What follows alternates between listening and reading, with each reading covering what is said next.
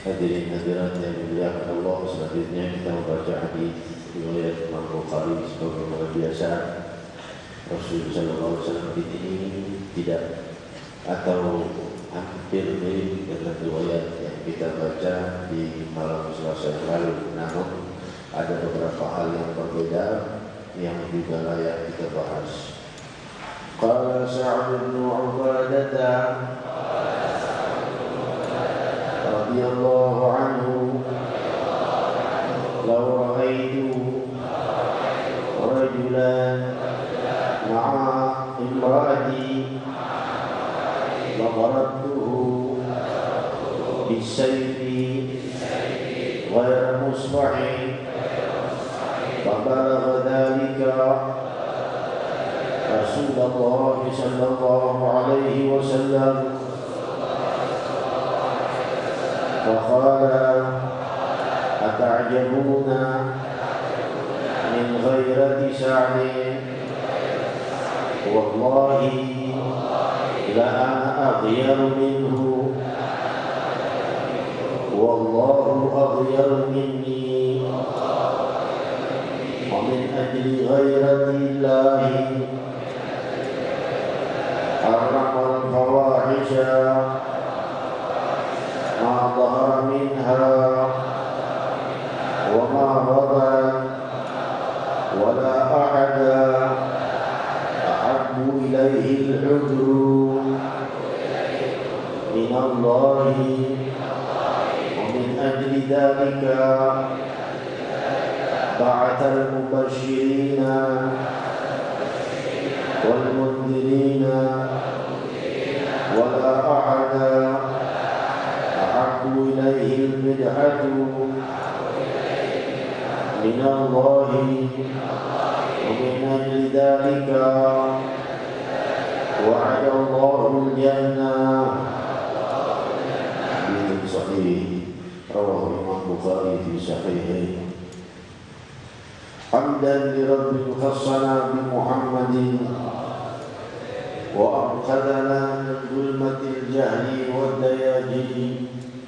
الحمد لله الذي هدانا بعبده المختار من دعانا إليه بالإذن وقد نادانا لبيك يا من دلنا وحدانا صلى الله وسلم وبارك عليه وعلى آله.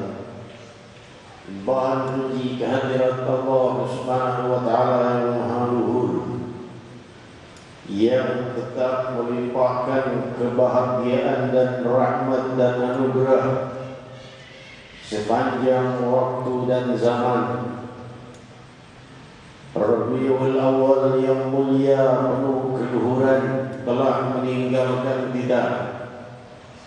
Bulan cinta dan bulan kerinduan telah meninggalkan kita, dan kita tidak tahu apakah tahun depan kita masih akan menemui Rabiul Awal atau kita telah dipanggil Allah Subhanahu wa taala. Namun saudara-saudariku yang memuliakan hadirin hadirat, walaupun bulan cinta dan kerinduan telah meninggalkan kita, namun cahaya Rabiul Awal Sayyidina Muhammad sallallahu alaihi wasallam, cahayanya tetap berbijar selama zaman ini masih ada hingga zaman berakhir, berganti dengan kehidupan yang kekal.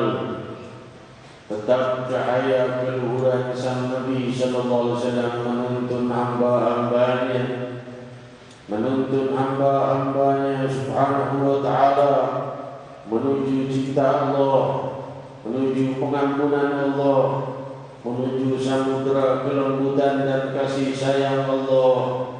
Maka sampailah sedemikian banyak hamba-hambanya pada keluhuran-keluhuran kebahagiaan dan cinta Rabbul Alamin Subhanahu wa ta'ala.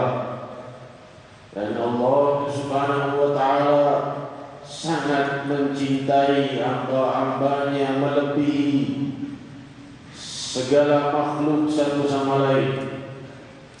Sebagaimana hadis ini diriwayatkan bahwa Sa'ad bin Ubadah radhiyallahu anhu berkata, jika kulihat seseorang lelaki bersama istriku, niscaya aku akan memukulnya dengan pedang tanpa ada pengampunan.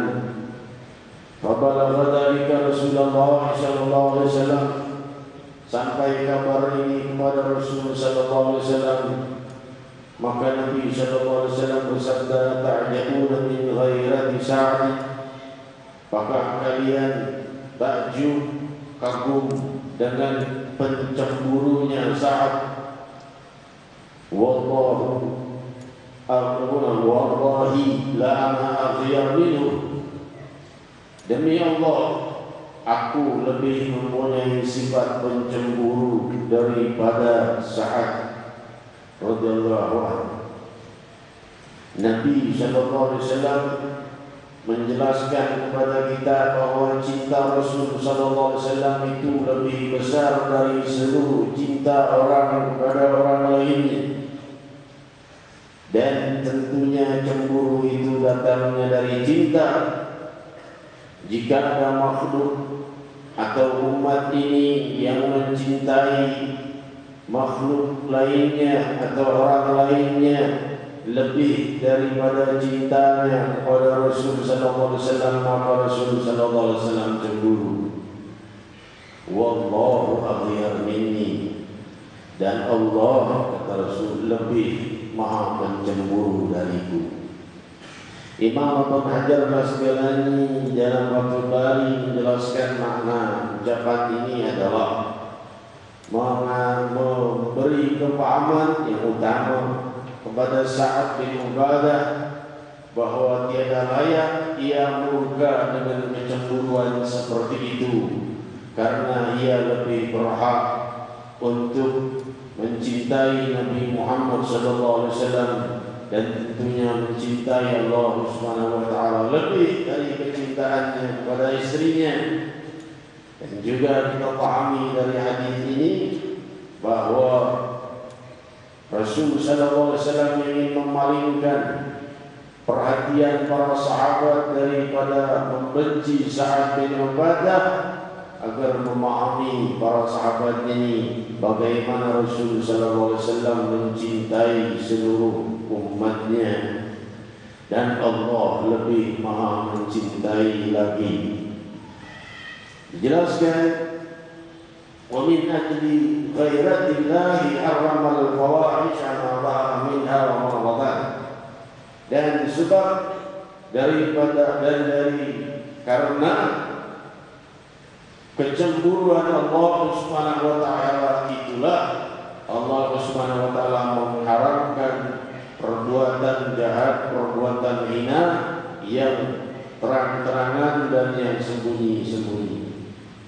Imam Ibnu Hajar Hujjatul Islam Barakatullana menjelaskan bahwa yang dimaksud adalah Allah Subhanahu wa taala menginginkan hamba-hambanya tidak menjauh darinya. Karena semakin hamba banyak berbuat hal yang hina, maka akan semakin dekat kepada kemurkaannya. Namun Allah Subhanahu wa taala juga Maha Pemaaf. Sebagaimana sabda Nabi sallallahu alaihi wasallam kelanjutan hadis ini, wala ahada ahabbu ilaihi al-'udur min Allah. Dan tiadalah sesuatu yang lebih menyukai memaafkan daripada Allah Subhanahu wa taala. Selalu Allah Subhanahu wa taala itu Maha Pemaaf. Jika seluruh alam semesta tidak memaafkan kita, Allah Subhanahu wa taala tetap Maha Pemaaf. Wa min ajli dzalika ba'atha al-mubasysyirin wal mundzirin. Oleh sebab itulah Allah Subhanahu wa taala membangkitkan para nabi dan rasul sallallahu alaihi wasallam agar menuntun mereka yang terjebak di dalam kehinaan agar dirangkul menuju keluhuran. Karena Allah Subhanahu wa taala menyediakan maaf bagi mereka yang terjebak di dalam kehinaan dan bahkan Allah menyukai memaafkan. Maka jangan putus asa bagi yang terjatuh di dalam kehinaan dosa. Wala ahada habbu ilaihi bid'atu min Allah min ajli dzalika wa'ada al-jannah. Dan tiada sesuatu yang lebih menyukai pujian daripada Allah. Oleh sebab itulah Allah Subhanahu wa taala menjanjikan surga. Riwayat Sahih Bukhari, di dalam Sahih Muslim, untuk itulah Allah Subhanahu wa taala menciptakan surga. Kenapa? Untuk orang-orang yang memujinya. Sampailah kita hadis ini masih memberikan kejelasan berkaitan kuat dengan pembahasan kita dalam kitab Risalatul Jami'ah oleh Hujjatul Islam Barakatullana Imam Ahmad bin Zain al-Habashi alaihi rahmatullah. Kita malam hari ini masih di dalam bab pujian kepada Allah Subhanahu wa taala. Kita memahami bahwa Allah Subhanahu wa taala menyukai pujian karena pujian itu datangnya dari cinta. Maka Allah Subhanahu wa taala menjadikan makhluk yang paling mulia dari semua makhluk Nabi kita Muhammad sallallahu alaihi wasallam, yang dari namanya saja Muhammad, yaitu yang paling banyak dipuji. Hadirin hadirat yang dimuliakan Allah, yang paling berhak dipuji Sayyidina Muhammad sallallahu alaihi wasallam. Dari sebab itu riwayat Sahih Bukhari kita telah dengar malam Selasa yang lalu bahwa ketika mereka menamakan Nabi sallallahu alaihi wasallam mudzammam, yaitu yang paling banyak dicela atau paling berhak dicela, maka Nabi sallallahu alaihi wasallam menghibur para sahabat mereka menamakan aku mudzammam dan sungguh aku adalah Muhammad. Mereka menamakan aku orang yang banyak dicela, tapi sungguh namaku adalah orang yang banyak dipuji. Hal itu menenangkan para sahabat radhiyallahu anhum wa daripada sedihnya mereka melihat Nabi sallallahu alaihi wasallam digelari muzammam, orang yang banyak dicaci. Yang mencaci cuma segelintir, namun yang memuji adalah Rabbul Alamin Subhanahu wa Ta'ala dan seluruh makhluknya Allah Subhanahu wa Ta'ala di alam semesta, kecuali jin dan manusia yang berdosa, yang tidak mengerti cinta dan rindu kepada Sayyidina Muhammad sallallahu alaihi wasallam. Hadirin hadirat yang dimuliakan Allah, ini masih dalam makna kalimat alhamdulillah, bahwa Rasul sallallahu alaihi wasallam ketika melakukan salat maghrib diriwayatkan di dalam Sahih Bukhari, saat beliau mengucapkan Sami Allahu liman hamidah, telah mengangkat tubuhnya dari ruku, yaitu saat i'tidal, ucapan yang diucapkan adalah Sami Allahu liman hamidah. Allah Subhanahu wa Ta'ala mendengar orang-orang yang memujinya. Semoga Allah jadikan hati kita selalu memuji Allah Subhanahu wa Ta'ala. Berhati-hati dari bisikan syaitan yang mengajak kita untuk bersangka buruk kepada Allah Subhanahu wa Ta'ala. Allah akan mempertanyakannya sampai di surga sekalipun. Riwayat Imam Al-Tabari di dalam tafsirnya, ketika orang-orang telah masuk surga, maka Allah Subhanahu wa Ta'ala memanggil mereka. Salah satunya ditanya, engkau wahai fulan, di saat anu, di waktu anu, di tempat anu, engkau bersangka buruk kepadaku. Maka hamba itu berisau dan takut, ya Allah, bukankah kau sudah memaafkanku? Betul wahai Allah, saat itu aku salah sangka kepadamu. Allah SWT menjawab, sudah kumaafkan dan telah kuampuni. Tuh di surga masih Allah SWT kejar dengan pertanyaan bagi orang-orang yang pernah sangka buruk kepada Allah. Semoga Allah menjaga hati kita daripada bersangka buruk kepada Allah, dan hati kita selalu asyik memuji Allah Subhanahu wa Ta'ala, karena Allah mendengar orang-orang yang memujinya dengan suara atau tanpa suara. Seluruh ciptaan Allah Subhanahu wa Ta'ala ini menuntun kita kepada keterpujian, menuntun kita untuk memuji Allah Subhanahu wa Ta'ala, apakah itu berupa musibah atau kenikmatan.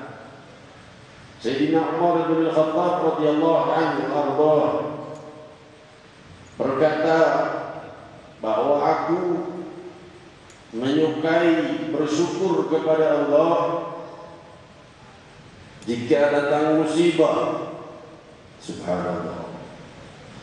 Hadirin hadirat yang dimuliakan Allah, ini derajat yang tinggi. Kalau derajat yang awam seperti kita senang dalam kenikmatan, sabar dalam musibah, itu sudah mulia. Tapi derajat para ahli siddiqiyatul kubra, mereka itu sabar dalam kenikmatan dan bersyukur saat datangnya musibah. Berat bagi kita. Tapi apa yang tersimpan di dalam ucapan Sayyidina Umar bin Khattab yang berkata bersyukur jika kena musibah? Karena 3 hal. Yang pertama, musibah tidak menimpa imanku, hanya menimpa keduniawian. Tak hartanya, tak keluarganya, entah dirinya atau tubuhnya dan lainnya, beban penyakit atau lainnya, bukan pada imanku. Kalau pada imanku itu musibah yang besar. Kalau pada musibah-musibah lainnya, aku bersyukur karena musibah itu bukan pada imanku. Itu yang pertama. Yang kedua, aku tahu Allah Subhanahu wa Ta'ala Maha mampu memberikan musibah yang lebih daripada yang kuterima, dan lebih berhak dan lebih layak aku mendapat musibah yang lebih besar daripada musibah yang kuterima. Cuma Allah telah meringankannya. Maka aku bersyukur kepada Allah dengan musibah itu, karena Allah Maha mampu memberi musibah yang lebih besar tapi tidak memberikannya padaku. Dan yang ketiga adalah setiap kali datang musibah Allah menghapuskan dosa-dosaku. Hadirin hadirat, tentunya derajat ini sangatlah berat bagi kita, namun layak kita pahami. Hadirin hadirat yang dimuliakan Allah, layak kita ketahui ucapan rahasia kalimat sami Allah liman hamidah. Allah mendengar orang-orang yang memujinya. Riwayat Sahih Bukhari, di saat Rasul sallallahu alaihi wasallam mengangkat kepala dari ruku dengan ucapan ini, maka salah seorang melantunkan ucapan yang belum diajarkan oleh Rasul sallallahu alaihi wasallam. Spontanitas yang mengucapkan Rabbana walakal hamdu hamdan katsiran thayyiban mubarakan fihi. Maka selesai salat, Nabi sallallahu alaihi wasallam berkata, siapa di antara kalian tadi yang berbicara? Diam semua para sahabat radhiyallahu anhum. Sampai 3 kali Nabi bertanya, baru orang itu berkata, aku ya Rasulullah. Mengucapkan kalimat Rabbana walakal hamdu hamdan katsiran thayyiban mubarakan fihi. Wahai Tuhan kami dan bagimu pujian yang sangat banyak, hamdan katsiran thayyiban, pujian yang sangat banyak, yang sangat mulia, mubarakan fihi, dan penuh dengan keberkahan, yaitu berlipat ganda. Rasul sallallahu alaihi wasallam bersabda, ucapanmu itu diperebutkan oleh 33 malaikat. Bid'ah wa 30 malaikat. Imam Ibnu Hajar menjelaskan bid'ah itu adalah antara 3 sampai 9 disebut bid'ah. Tapi Imam Ibnu Hajar menjelaskan bahwa kalimat itu Rabbana walakal hamdu hamdan katsiran thayyiban mubarakan fihi itu berjumlah 33 huruf. Maka kalimat itu diperebutkan oleh 33 malaikat untuk dicatat dan disampaikan kepada Allah Subhanahu wa taala. Hadirin hadirat, malaikat belum pernah tahu pujian seindah itu. Maka oleh sebab itu mereka, kata Rasul sallallahu alaihi wasallam, 33 malaikat berebutan untuk mencatatnya. Menunjukkan setiap satu huruf pujian itu ada satu malaikat yang menjaganya. 33 huruf disampaikan dalam kalimat ini, 33 malaikat yang mencatatnya. Hadirin hadirat yang dimuliakan Allah, rahasia kemuliaan alhamdulillah ini, pujian kepada Allah Subhanahu wa taala ini sangat agung. Dan alhamdulillah, pujian kepada Allah Subhanahu wa taala ini layak kita pahami dan kita renungkan, yang dengan itu kita akan berusaha selalu memuji Allah Subhanahu wa taala atas kesempurnaannya, atas kemahabaikannya. Dan Rasul sallallahu alaihi wasallam sendiri adalah orang yang paling banyak memuji Allah Subhanahu wa taala, dan Allah Subhanahu wa taala akan melimpahkan pujian lebih daripada pujian hamba kepadanya, yaitu berupa limpahan pahala yang 10 kali lebih besar hingga 700 kali lebih besar dari perbuatan hamba. Hadirin hadirat yang dimuliakan Allah, selanjutnya kita teruskan kalimat alhamdulillah ini dengan kalimat Rabbul Alamin. Rabb mempunyai 3 makna. Makna yang pertama adalah Maha Pengasuh atau pengasuh yang mengasuh. Rabb seperti kalimat Rabbayani kama rabbayani shaghira, sebagaimana ayah bunda kami mengasuh kami saat kami kecil. Karena makna Rabb itu bukan khusus untuk Tuhan saja, tetapi bisa untuk manusia atau semua yang mengasuh. Dan yang kedua, pertama dari tiga makna ya, yang pertama adalah yang mengasuh. Yang kedua adalah yang memiliki.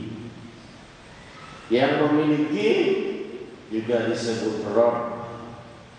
Maka oleh sebab itu riwayat Sahih Bukhari, Rasulullah SAW bersabda, dulu di masa jahiliyah para budak itu mereka mengucap kepada majikannya Rabbi, pemilikku. Tidak salah secara makna bahasa, namun Rasulullah SAW melarang itu. Jangan sesekali di antara kalian para budak memanggil kepada tuannya Rabbi, pemilikku, jangan. Tapi boleh ucapkan Sayyidi wa Maulai, tuanku dan junjunganku. Dijelaskan oleh para ulama, kalau seandainya budak diajarkan Nabi mengucap kepada majikannya Sayyidi wa Maulai, maka sungguh sangat berhak ucapan itu, lebih berhak kita mengucapkannya kepada Sayyidina Muhammad. Majikan kepada budak, kepada majikannya dari Nabi mengucap Sayyidi wa Maulai, maka sungguh tidak salah jika kita mengucapkan Sayyidina wa Maulana Muhammad sallallahu alaihi wasallam. Telah diperbolehkan oleh Rasul sallallahu alaihi wasallam, bukan kultus ataupun syirik, waliyadzubillah. Nabi yang mengajarkannya. Saudara-saudariku yang memuliakan, hadirin hadirat, maka oleh sebab itu makna Rabb yang kedua tadi pemilik. Yang ketiga adalah Tuhan, Allah SWT yang disembah. Nah, tiga-tiganya ini terangkum ada pada Allah Subhanahu wa taala. Maha mengasuh, maha memiliki, dan memang maha berhak disembah. Tiada yang disembah selainnya Subhanahu wa taala. Tiada yang layak disembah selainnya. Tiada yang lebih maha mengasuh melebihinya. Dan kesemua yang ada adalah milik Allah Subhanahu wa taala. Yang kan manusia bisa beli tanah dari mana? Ia dari pemilik tanah dari mana asalnya? Hadirin, apakah dia yang menciptakan tanah dari tiada, atau menciptakan dunia dari tiada, atau menciptakan air dari tiada? Semuanya milik Allah Subhanahu wa taala, bahkan diri kita. Karena kita tidak mencipta diri kita dari tiada. Allah yang menciptanya, Allah yang mengasuhnya, Allah yang memilikinya, Allah yang maha berhak disembah olehnya. Makna kalimat Rabb, Rabbul Alamin. Al-Alamin mempunyai beberapa makna yang disepakati oleh para ulama kita. Al-Alamin ini ada dua, yaitu segala sesuatu selain Allah, dan makna yang satunya adalah khusus untuk jin, malaikat, dan manusia. Karena alam ini juga bisa dibaca alimi, yaitu yang mempunyai pengetahuan atau yang mempunyai alam pemikiran sanubari.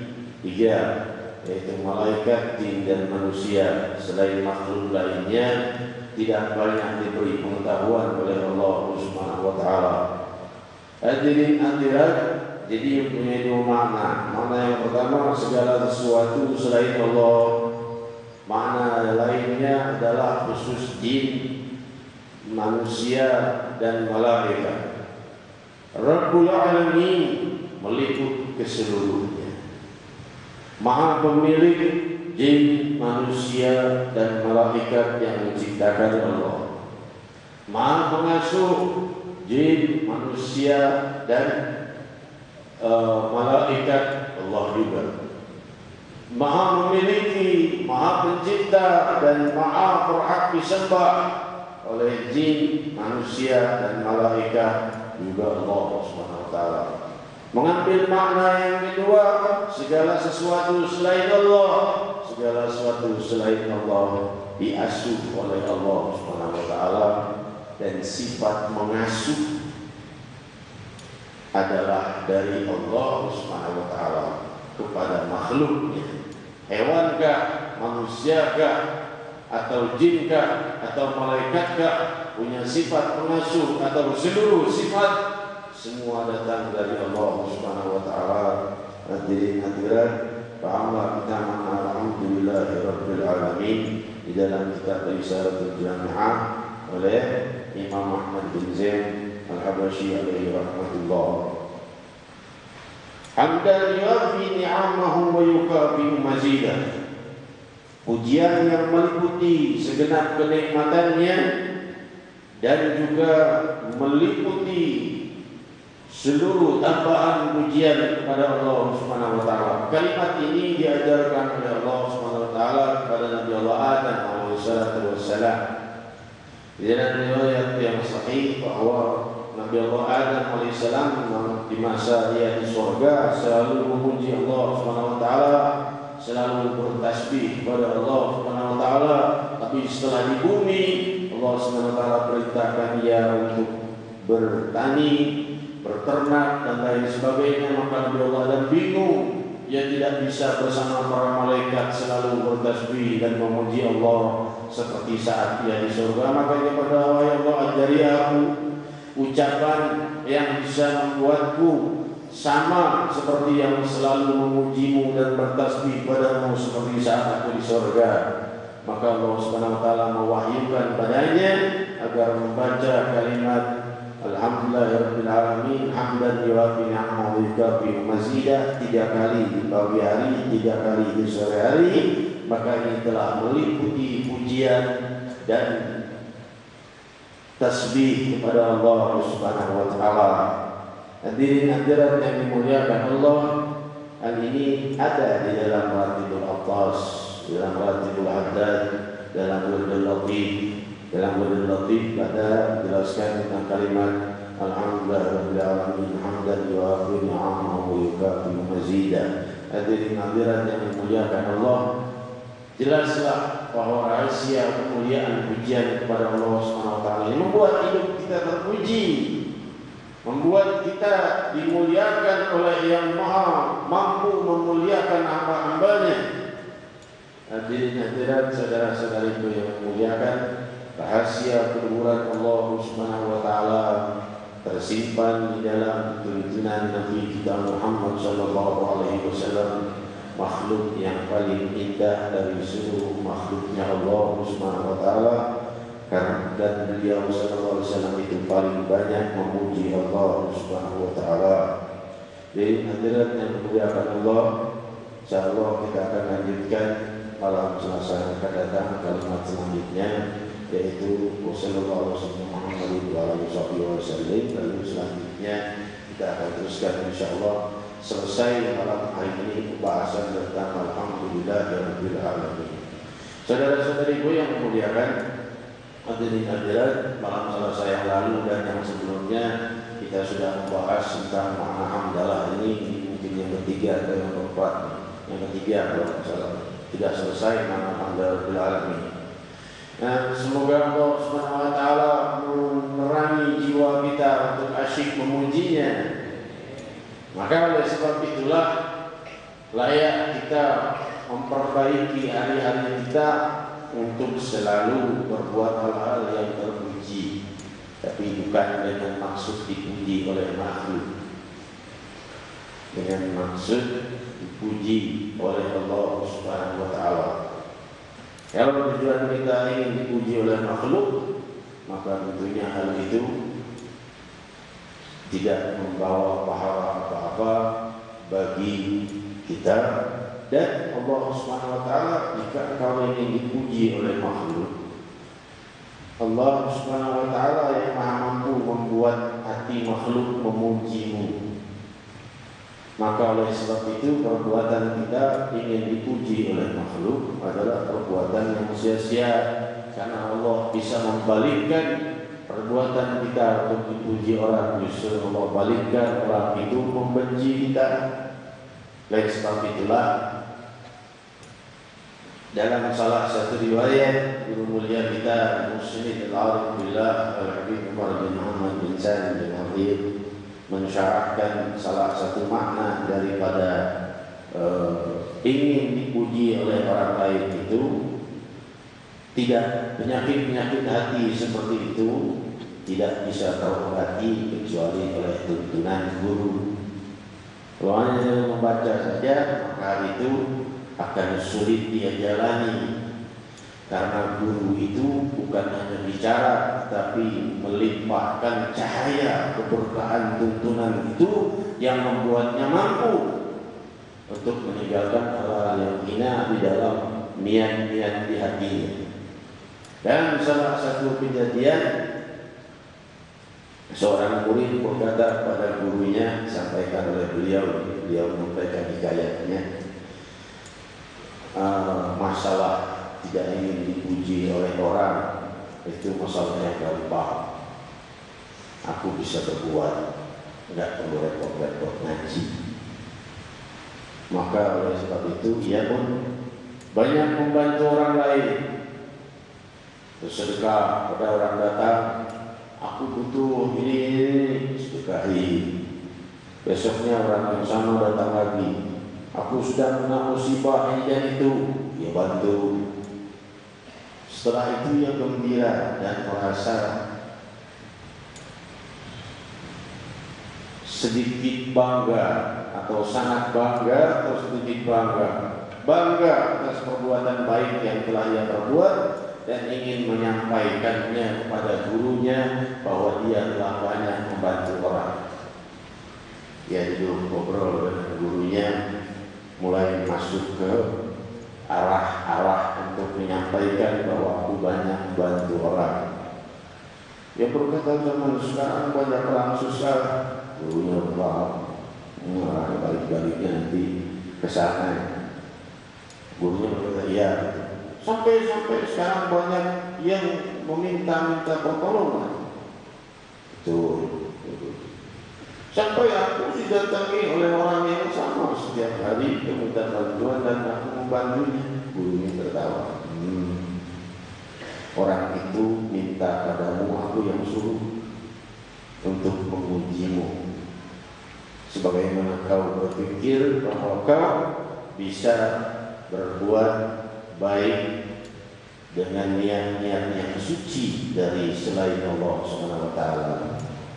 Buktinya kau ingin menyampaikan kepada orang lain bahwa kau telah berbuat ini dan itu, Wamina dari gurunya. Oleh sebab itu duduk bersama guru untuk mengobati penyakit hati kita, karena kita tidak mampu mengobati penyakit hati kita itu hanya dengan membaca saja, karena butuh cahaya yang menerangi jiwa hingga sifat-sifat hina itu sirna.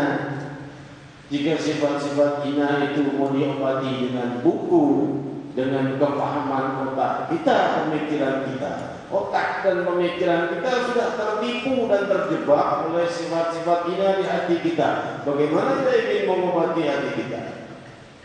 Dengan membaca atau dengan lainnya?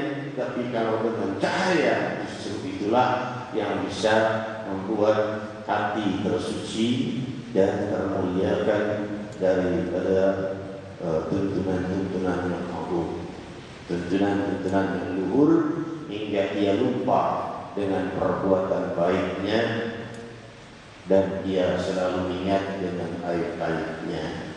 Saudara-saudariku yang memuliakan, maka sebanyak apapun dia berbuat, tetap saja Allah Subhanahu wa Ta'ala telah menerangi jiwanya hingga ia selalu lupa dengan perbuatan baik yang pernah ia kerjakan dan selalu ingat terhadap dosa yang pernah ia berbuat. Maka ia selamat dari sifat sombong, dari sifat riya, dari sifat sum'ah, dari segala sifat hina yang ada di hati yang menggerogoti pahala. Justru itu semua sirna dan hilang dengan cahaya Allah Subhanahu wa taala yang maha berwibawa, maha berhak dicintai. Dia sibuk dengan rindu pada Allah, sibuk dengan rindu pada Nabi sallallahu alaihi wasallam, sibuk hari-hari pemikirannya untuk memperindah dirinya lebih indah di mata Allah Subhanahu wa taala.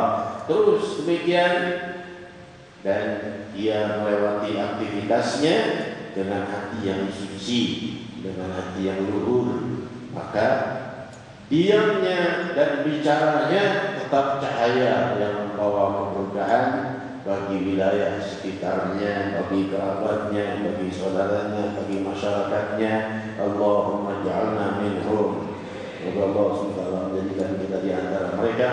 Hadirin hadirat, kita bermunajat pada Allah Subhanahu wa taala untuk selalu diterangi hati kita dengan sifat-sifat yang mulia, dan Allah Subhanahu wa taala menyingkirkan dan membersihkan sifat-sifat yang hina. Sungguh kita tidak mampu untuk membersihkan diri kita sendiri kecuali dengan tuntunan Sang Maha Pengasuh yang maha mengasuh diri kita, sebagaimana ucapan Hujjatul Islam Barakatul Anam Imam Abdullah bin Alawi al-Haddad alaihi rahmatullah, qad kafani al-murabbi min su'ali wa ikhtiyari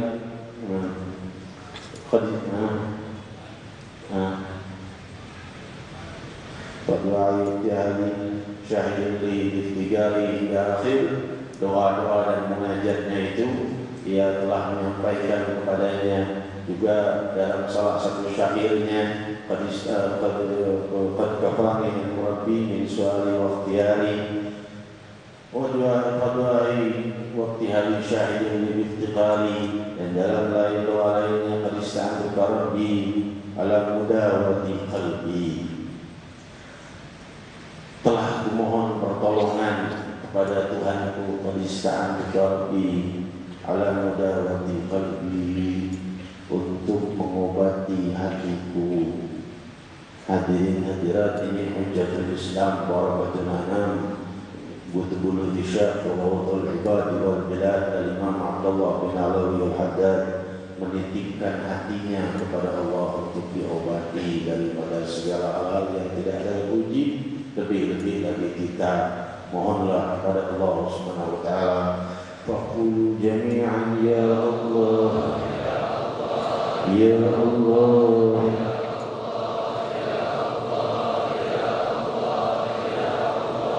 ya Allah.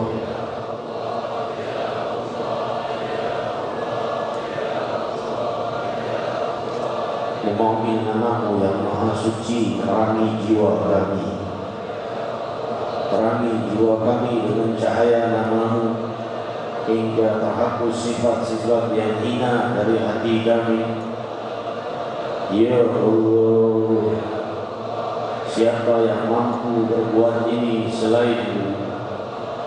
Kaulah yang menciptakan hati dan maha membolak-balikannya. Ya muqallibal qulub, tsabbit qulubana ala din.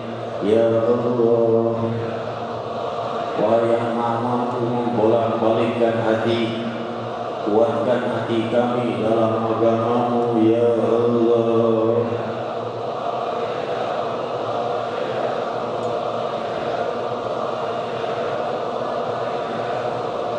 ya Allah, ya Allah, ya Allah.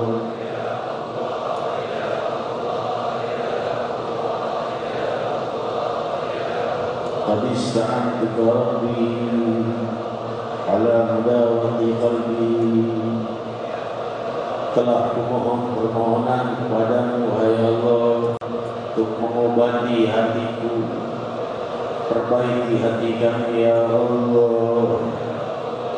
Ya Allah, perbaiki hari-hari kami ya Allah, benahi permasalahan hidup kami, benahi hari-hari kami, siang dan malam kami yang dalam permasalahan dan kebingungan.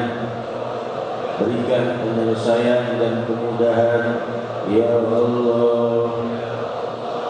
Yang terjebak dalam penyakit-penyakit hati, Beri kami cahaya terang benderang hingga kami lupa dengan segala apa-apa yang telah kami perbuat dari pahala, dan kami selalu diingatkan pada dosa-dosa kami, lupa atas aib-aib orang lain, dan selalu ingat pada aib-aib kami. Ya Allah, jangan jadikan hati kami selalu ingat pada aib orang lain dan lupa pada aib kami sendiri. Ya Allah, Ya Allah,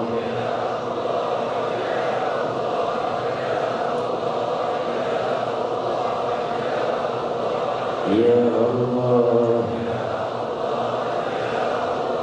إذا أراد الله بعبد خيرا بشره الله بعيوب نفسه وستر الله من عيوب غيره. Jika Allah menghendaki kebaikan pada hamba-hambanya, Allah melihatkan perbuatan dosa-dosanya, dan Allah tutupi dari perbuatan dosa orang lain. Ya Allah, Ya Allah. Demi kemuliaan kalimat Alhamdulillah ya Rabbil Alamin.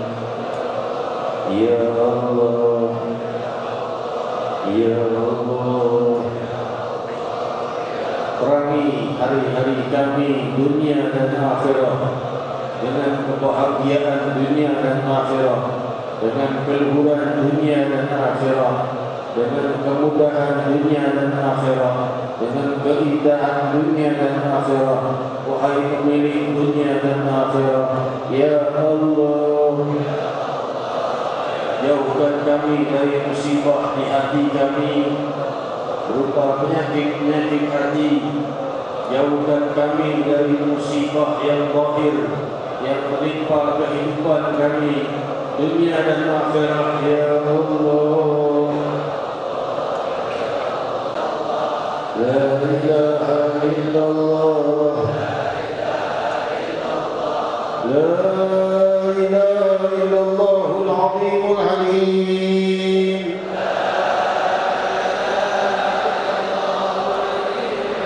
La ilaha illallah Rabbul arshil azim,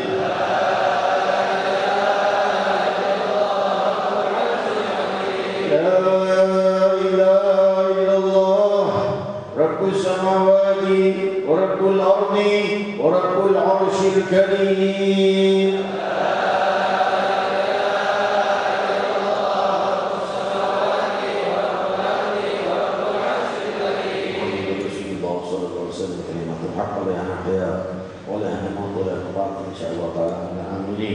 Hadirin hadirat, selanjutnya kita bersalam kepada Rasul sallallahu alaihi wasallam. Selanjutnya kalimat takdim dan doa untuk oleh guru kita Fadilatul Sayyid Da'ilullah Al-Habib Ud bin Muhammad Bagir Al-Abbas, maka Allah bin yataqabbal mashkura. Ya Rasulullah